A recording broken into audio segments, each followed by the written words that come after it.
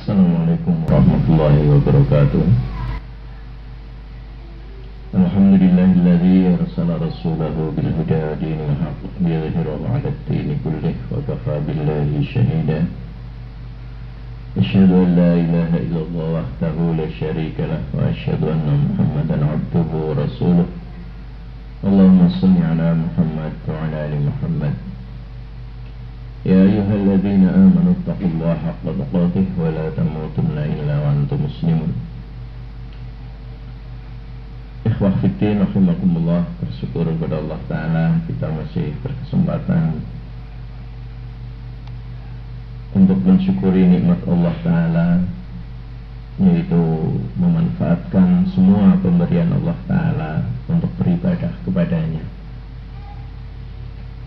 Termasuk Allah Ta'ala memberikan kepada kita hati dan akal, sesuatu modal yang diberikan oleh Allah Ta'ala yang tidak diberikan kepada makhluk yang lain.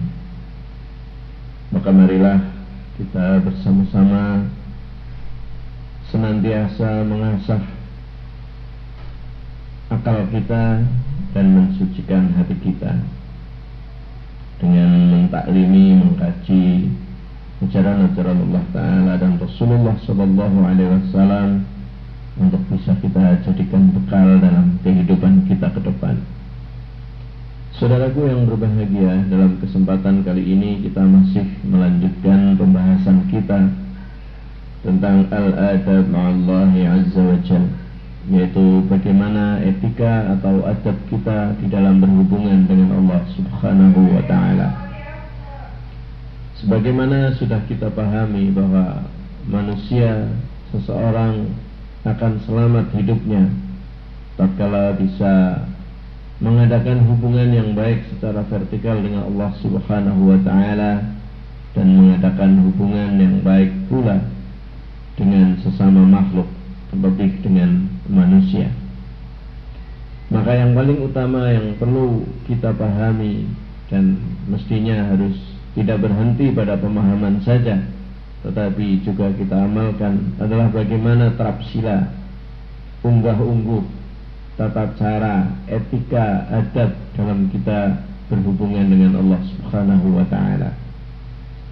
Saudaraku hamba Allah yang berbahagia, kita telah membahas 3 etika atau 3 sopan santun kita kepada Allah Ta'ala, di antara 6 hal yang mestinya harus kita terapkan tatkala kita berhubungan dengan Allah Subhanahu wa Ta'ala.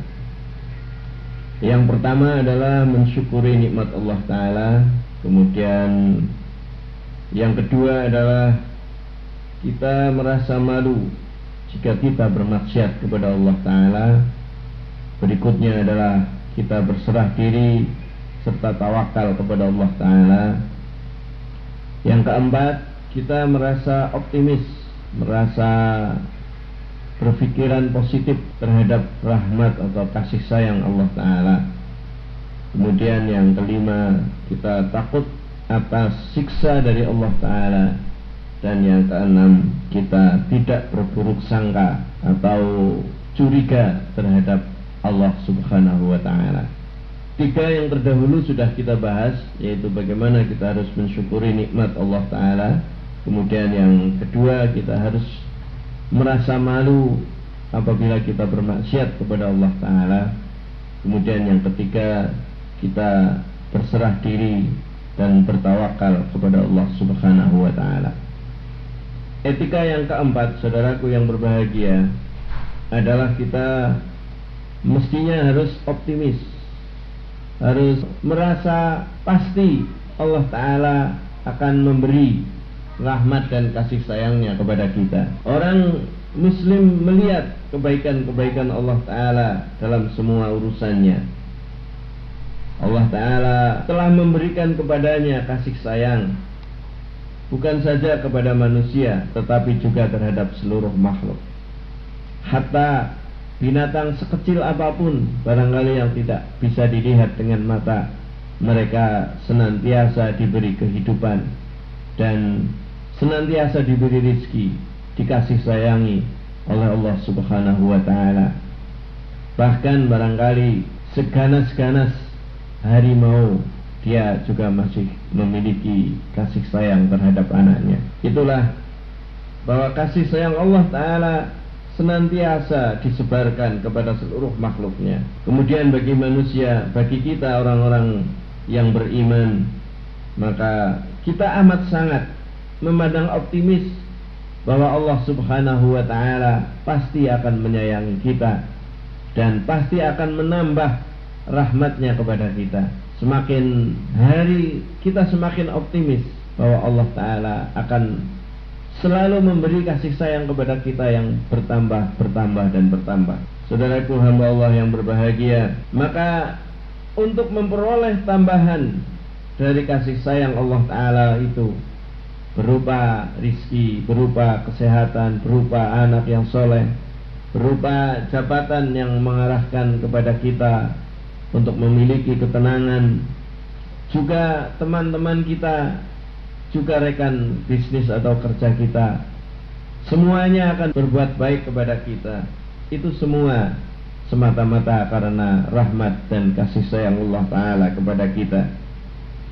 Sehingga mestinya untuk memperoleh tambahan rahmat Allah ta'ala, kasih sayang Allah ta'ala, mestinya kita harus patuh dan tunduk kepada Allah ta'ala, berdoa dengan penuh keikhlasan.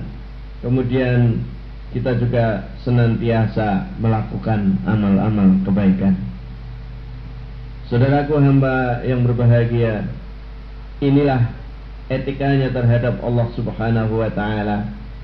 Sebab rasanya tidak etis merasa putus asa dari mendapatkan tambahan rahmat yang meliputi segala hal.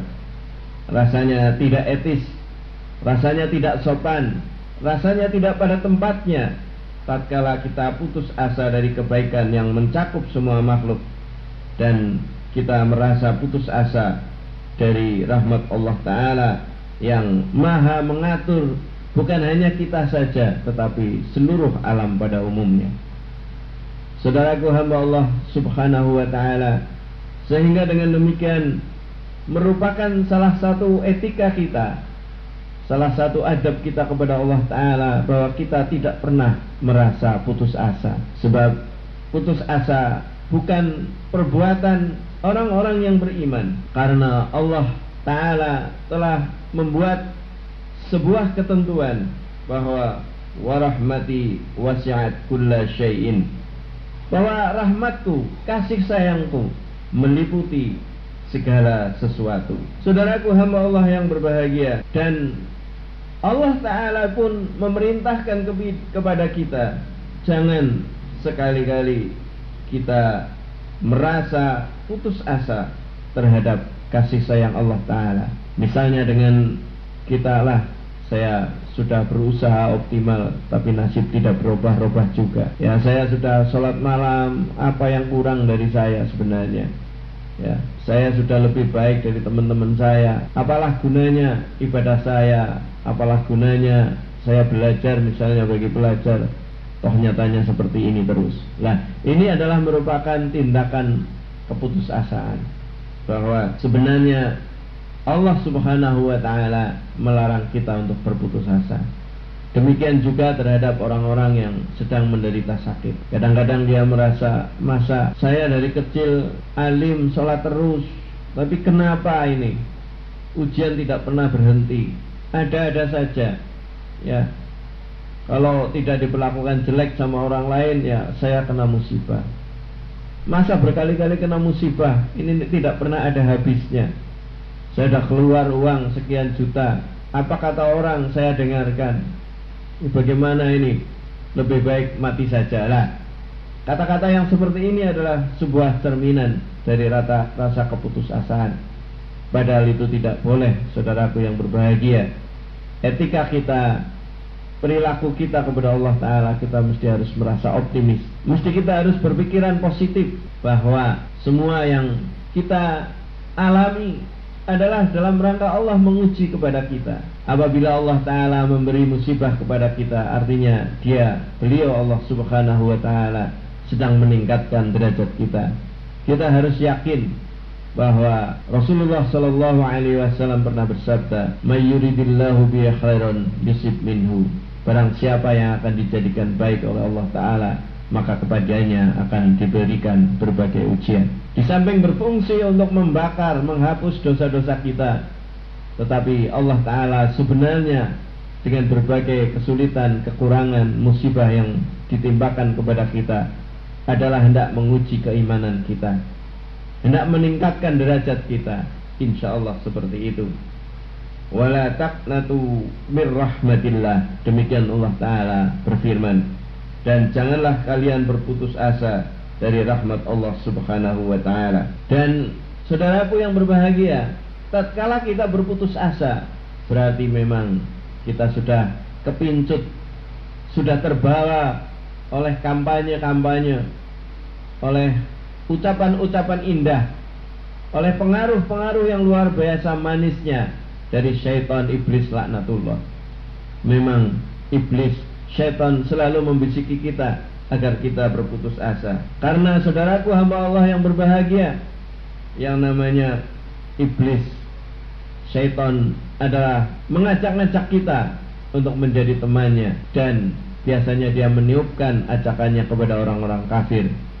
Hanya orang-orang kafir sajalah saudaraku yang berbahagia, orang yang tidak mau menerima kebenaran dari Allah Subhanahu wa Ta'ala sajalah yang akan berputus asa.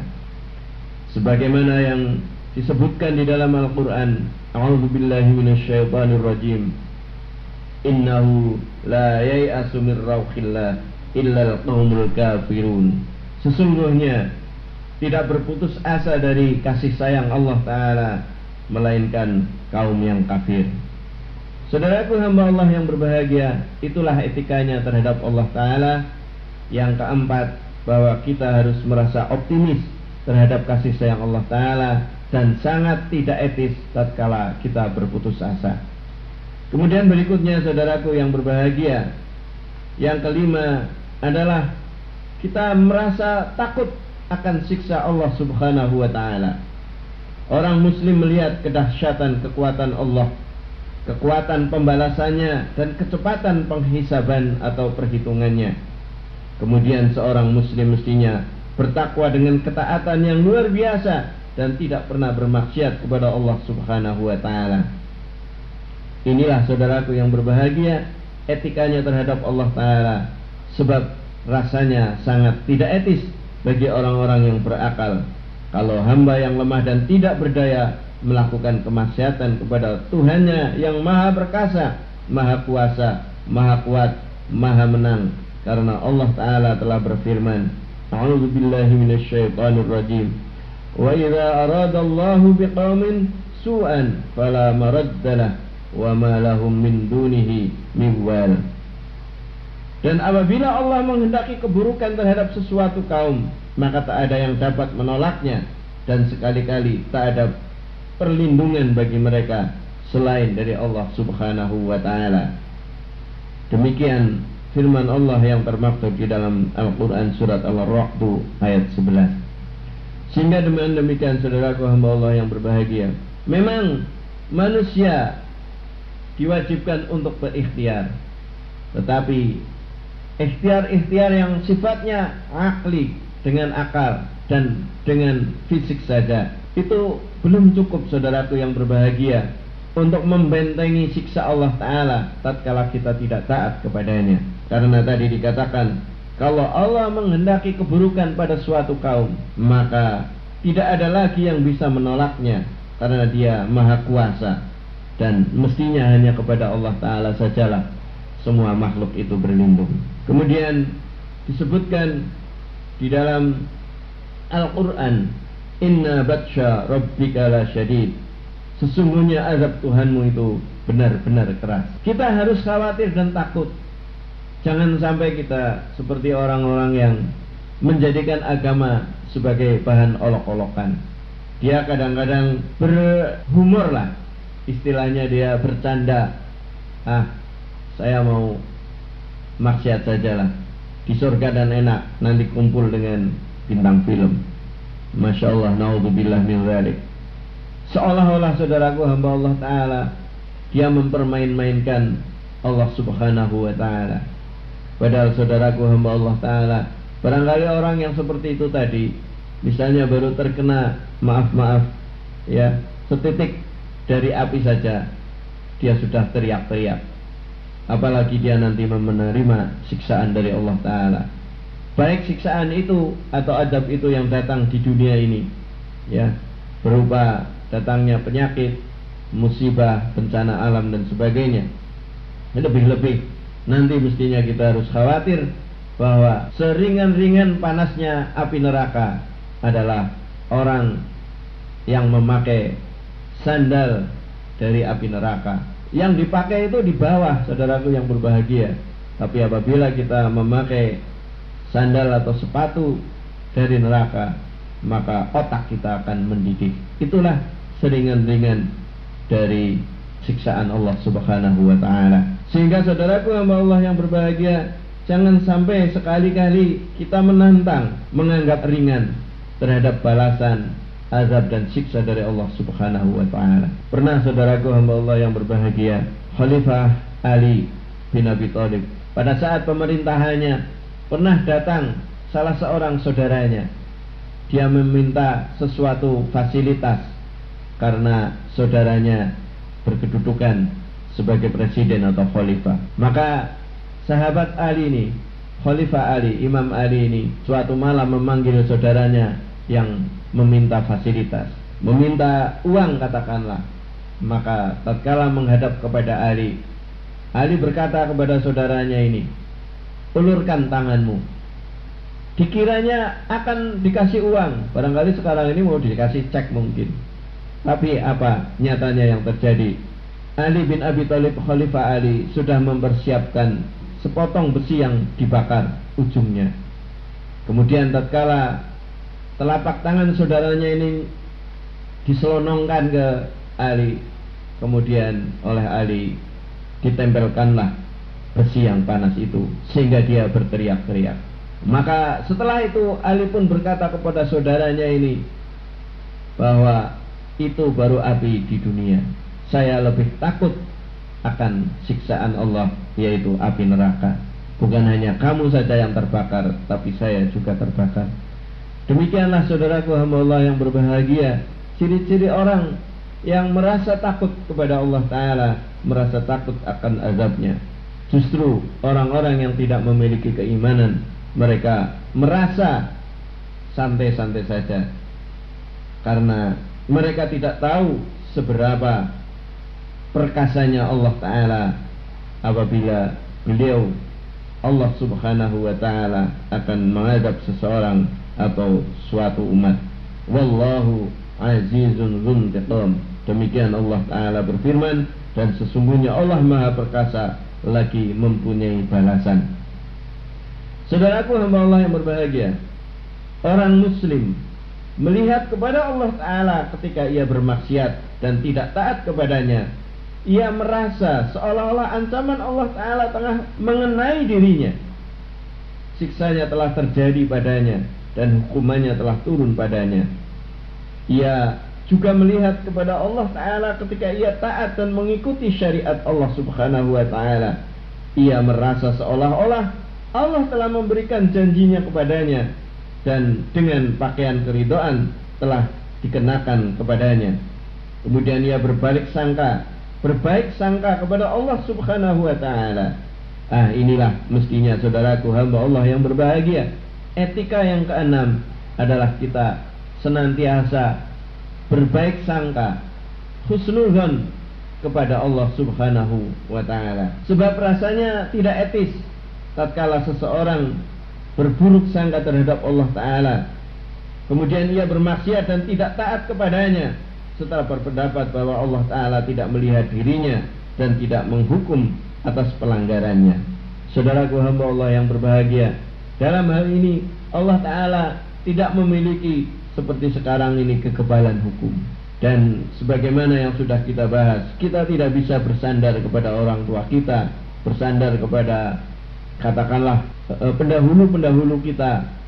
Kita akan berlindung di balik amal-amal soleh mereka, karena wa alaisa lil insani illa ma syaa. tidaklah seseorang memperoleh kecuali yang telah dia kerjakan. Saudaraku hamba Allah yang berbahagia, rasanya tidak etis kalau seseorang bertakwa kepada Allah dan taat kepadanya, kemudian dia berprasangka bahwa Allah tidak mengganjarnya karena amal perbuatannya yang baik tidak memenuhi persyaratan-persyaratan. Kalaupun dia tahu bahwa amal solehnya itu tidak sesuai dengan persyaratan, maka segeralah dipenuhi syarat-syarat diterimanya amal, sehingga dia berhusnudzon kepada Allah Ta'ala, berbaik sangka kepada Allah Ta'ala, bahwa apapun dari amal soleh, sekecil apapun, pasti akan diperhitungkan oleh Allah Subhanahu wa Ta'ala. Wa may ya'mal mithqala dzarratin khairan yarah wa may ya'mal mithqala dzarratin syarran yarah.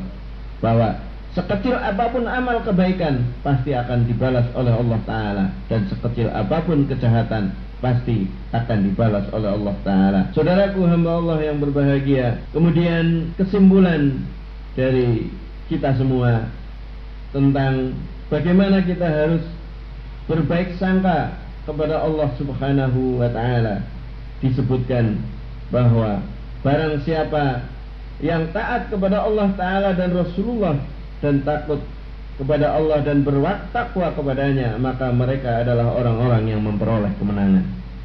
Jadi inilah, barangkali kita sering menyatakan bahwa berakit-rakit ke hulu, berenang-renang ke tepian, bersakit-sakit dahulu, bersenang-senang kemudian.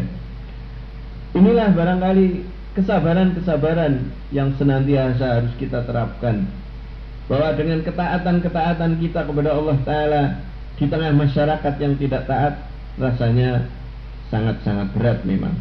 Tetapi ketahuilah bahwa wa may yuti'illaha wa rasulahu wa yakhshallah wa yattaq fa ulaika humul faizun. Barang siapa yang taat kepada Allah dan Rasulnya dan takut kepada Allah dan bertakwa kepadanya, maka mereka adalah orang-orang yang akan memperoleh kemenangan. Allah Subhanahu wa Ta'ala juga berfirman bahwa barang siapa yang mengerjakan amal kebaikan, man amila shalihan min dzakarin aw untha, barang siapa yang berbuat kebaikan baik dari laki-laki maupun perempuan, wa huwa mu'minun, sementara mereka adalah orang beriman, fala nuhyiyannahum hayatan thayyiban, pasti kepada mereka dijamin oleh Allah Ta'ala akan bisa menemui hidup yang penuh dengan kebaikan. Inilah keoptimisan kita, saudaraku hamba Allah yang berbahagia, bahwa Allah Ta'ala menjanjikan kepada kita bahwa barang siapa yang melakukan amal kebaikan, baik laki-laki maupun perempuan, dalam keadaan beriman, maka sesungguhnya Allah Subhanahu wa Ta'ala akan memberikan kepada kita kehidupan yang lebih baik, dan sesungguhnya Allah Ta'ala akan memberi balasan kepada kita dengan pahala yang lebih baik dari apa yang telah kita kerjakan. Wala najziyannahum ajrahum bi ahsani ma kanu ya'malun. Itulah janji Allah Ta'ala kepada kita, sehingga kita harus merasa optimis dan merasa berbaik sangka kepada Allah Ta'ala. Jadi jangan sampai kita menyesali diri tatkala kita sudah berbuat kebaikan tapi nasib kita belum berubah. Pasti kita harus berbaik sangka kepada Allah Ta'ala dan bersikap yang optimis. Sebab tadi dikatakan man amila sholihan, barang siapa yang melakukan kebaikan, min zakarin aw unsa, dari laki-laki atau perempuan, wa huwa mu'minun, sementara dia beriman. Jadi ini syarat daripada hayatan thayyiban, hidup yang baik, adalah tidak hanya sekedar berbuat baik, tetapi harus dilandasi oleh perasaan iman. Jadi perbuatan baik kita didasari semata-mata oleh dorongan iman, bukan berbuat baik hanya karena ya lainnya berbuat baik, ya sebaiknya kita baik. Atau barangkali pernah juga kita punya anak di rantau lah, kita harus berbuat baik sama anak orang lain agar anak kita juga dijadikan baik oleh orang lain. Bukan seperti itu. Jadi perbuatan baik kita adalah perbuatan baik yang dilandasi oleh iman, yaitu yang tidak tercampuri oleh riya atau minta pujian, apalagi minta balasan. Jadi tidak hanya sekedar berbuat baik. Nah, dijanjikan oleh Allah Ta'ala falanuhyiyannahu hayatan thayyiban, pasti dijamin oleh Allah Ta'ala akan diberikan kebahagiaan di dalam kehidupan. Jadi kepadanya akan diberikan kehidupan yang lebih baik. Dan bukan hanya itu saja, wala najziyannahum ajrahum bi ahsani ma kanu ya'malun. Dan kami akan balas mereka dengan pahala yang lebih baik dari apa yang telah mereka kerjakan. Jadi percayalah bahwa Allah Ta'ala pasti akan memberi sesuatu yang lebih baik. Bukankah Allah Ta'ala menjanjikan kita bahwa apabila kita melakukan kebaikan-kebaikan akan dilipat gandakan menjadi 10 sampai 700 kali. Apa saja? Misalnya kita berpayah-payah mendidik anak orang lain, ya, apalagi anaknya orang miskin, dia tidak memberi balasan yang cukup. Tapi ketahuilah bahwa yang namanya rizki itu bukan dari manusia. Kita yang harus percaya bahwa rizki itu dari Allah Ta'ala, sehingga kita yakin saja yang penting semuanya atas dasar keikhlasan dan kita didasari oleh keimanan. Kita berbuat baik kepada siapapun, pasti dijamin oleh Allah Ta'ala, falanuhyiyannahu hayatan thayyiban. Pasti hidup kita akan kepenak, tidak mungkin tidak, karena ini memang janji Allah Ta'ala, zat yang tidak pernah mengingkari janjinya. Kemudian dikatakan oleh Allah Subhanahu wa Ta'ala juga, man jaa bil hasanati falahu asru amsalihha. Barang siapa membawa amal yang baik, maka baginya pahala 10 kali lipat dari amalnya. Wa man jaa bis sayyi'ah, dan barang siapa yang membawa perbuatan jahat, fala yujza illa mithlaha, maka dia hanya akan dibalas setimpal saja, setimbang dengan kejahatannya. Inilah wahum la yuzlamun, karena sesungguhnya mereka sedikit pun tidak akan dirugikan dan dianiaya oleh Allah Subhanahu wa Ta'ala. Inilah saudaraku hamba Allah yang berbahagia, kasih sayang Allah Ta'ala kepada kita. Tatkala kita melakukan amal soleh, amal kebajikan, dari mulai senyum juga sedekah, dari mulai bersikap baik dengan klien kita, itu juga merupakan amal baik. Kita membantu orang lain, maka Allah Ta'ala pasti akan melipat gandakan rewardnya kepada kita. Kalau di dalam surat Al-An'am ayat 160 ini dilipat gandakan sampai 10 kali, tetapi di ayat lain sampai 700 kali. Inilah saudaraku hamba Allah yang berbahagia, kasih sayang dari Allah Ta'ala kepada kita. Maka tatkala kita melakukan keburukan atau kejahatan, kita hanya dibalasi oleh seimbang setimpal saja, tidak dikalikan dengan 10 apalagi 700 kali. Nah, saudaraku hamba Allah yang berbahagia, maka mestinya kita bisa menyimpulkan bahwa kesyukuran orang muslim kepada Allah Ta'ala atas nikmatnya, rasa malunya kepada Allah Subhanahu wa Ta'ala jika dia bercenderung maksiat kepadanya, kemudian kita bertaubat dengan benar, bertawakal kepadanya, mengharapkan rahmatnya, takut akan siksanya, dan berbaik sangka pada Allah Ta'ala, pasti Allah Ta'ala akan menepati janjinya. Dan kita juga berbaik sangka bahwa Allah Ta'ala pasti melaksanakan ancamannya kepada siapa saja yang dikehendakinya dari hambanya. Itulah etika-etika terhadap Allah Subhanahu wa Ta'ala. Jadi sekali lagi saudaraku yang berbahagia, ada 6 macam etika yang harus kita terapkan kepada Allah Subhanahu wa Ta'ala. Yang pertama adalah kita mensyukuri nikmatnya, kemudian kita merasa malu tatkala kita bermaksiat kepada Allah Ta'ala, kemudian kita berserah diri dan bertawakal kepada Allah Ta'ala. Kemudian yang keempat, etika kita kepada Allah Ta'ala adalah kita optimis terhadap kasih sayang Allah Ta'ala, jangan berputus asa. Kemudian yang kelima adalah kita takut akan azab dari Allah Ta'ala. Kemudian yang keenam, etika kita kepada Allah Ta'ala adalah kita berhusnudzon atau berbaik sangka kepada Allah Subhanahu wa Ta'ala. Maka saudaraku hamba Allah yang berbahagia, semakin kita konsisten dengan etika kita tersebut dan kita menjaganya yang keenam-enamnya tadi, maka derajat kita akan semakin tinggi, kedudukan kita akan semakin terbang melangit, dan kemuliaan kita, keagungan kita akan kita berhak memperoleh perlindungan dari Allah Ta'ala dan kita berhak memperoleh pemeliharaan kucuran rahmatnya dan juga menjadi sasaran dari nikmatnya. Inilah puncak keinginan orang-orang yang beriman yang diidam-idamkan sepanjang hidupnya. Saudaraku hamba Allah yang berbahagia, itulah etika kita terhadap Allah Subhanahu wa ta'ala. Mudah-mudahan kita bisa menjalankannya dalam kehidupan kita keseharian. Kurang lebihnya mohon maaf, dan kita tutup dengan doa kafaratul majlis. Subhanakallahumma wa bihamdik, asyhadu an la ilaha illa anta, astaghfiruka wa atubu ilaik. Wal 'afwu minkum, billahi taufiq wal hidayah. Assalamualaikum warahmatullahi wabarakatuh.